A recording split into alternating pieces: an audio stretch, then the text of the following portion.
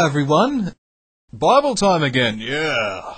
I'm sorry about not doing it on Sunday. Like I said, it's been a pretty full-on time at uni.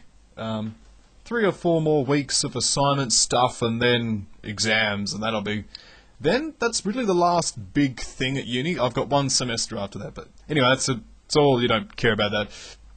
You came to listen to the Bible, so let's get straight into it.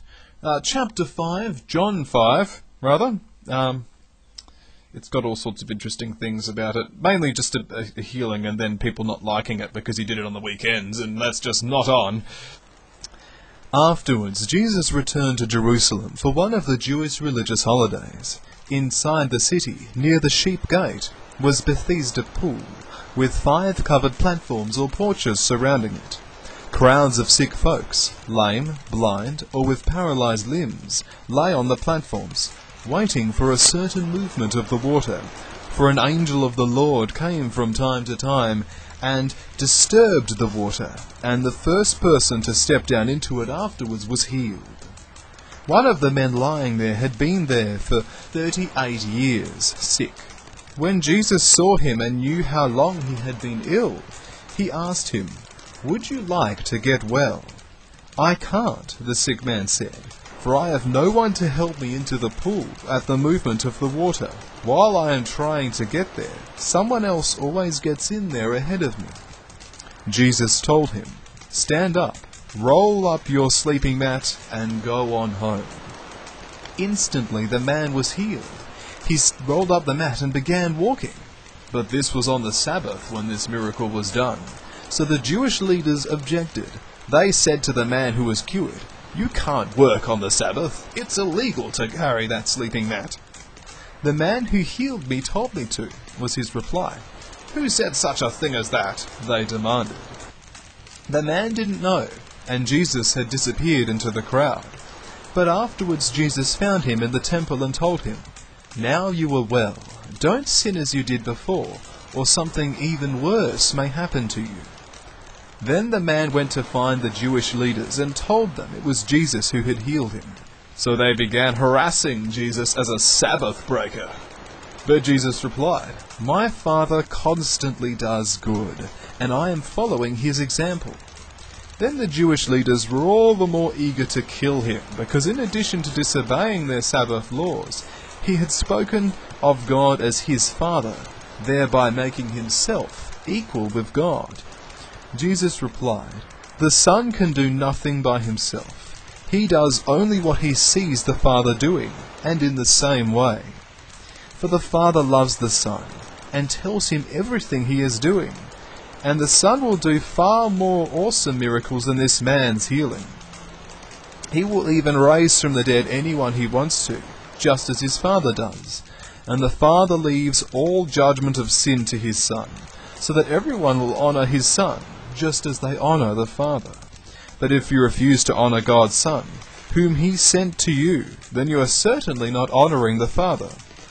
I say emphatically that anyone who listens to my message and believes in God, who sent me, has eternal life, and will never be damned for his sins, but has already passed out of death into life. And I solemnly declare that the time is coming.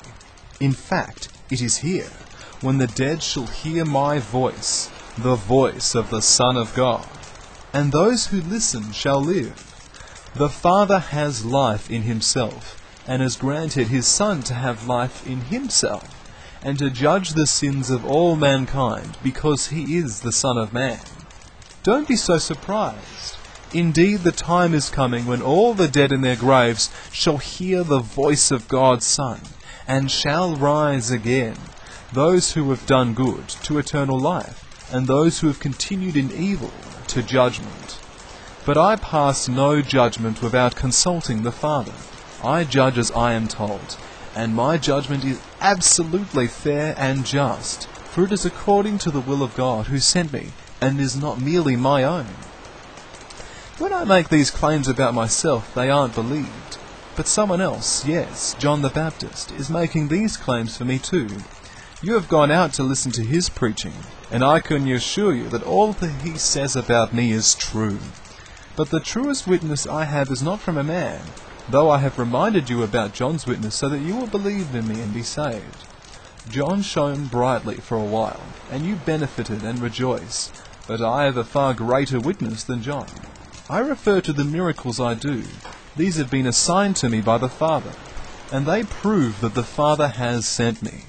And the Father himself has also testified about me, though not appearing to you personally, nor speaking to you directly. But you are not listening to him, for you refuse to believe me, the one sent to you with God's message. You search the Scriptures, for you believe they give you eternal life, and the Scriptures point to me.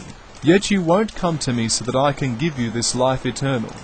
Your approval or disapproval means nothing to me, for as I know you so well, you don't have God's love within you. I know, because I have come to you representing my Father, and you refuse to welcome me, though you readily enough receive those who aren't sent from me, but represent only themselves. No wonder you can't believe, for you gladly honor each other, but you don't care about the honor that comes from the only God. Yet it is not I who will accuse you of this to the Father. Moses will. Moses, on whose laws you have set your hopes of heaven. For you have refused to believe Moses. He wrote about me, but you refused to believe him, and so you refuse to believe in me. And since you don't believe what he wrote, no wonder. And since you don't believe what he wrote, no wonder you don't believe in me either. And that concludes John 5. So, pretty soon we'll get into John 6. Yeah.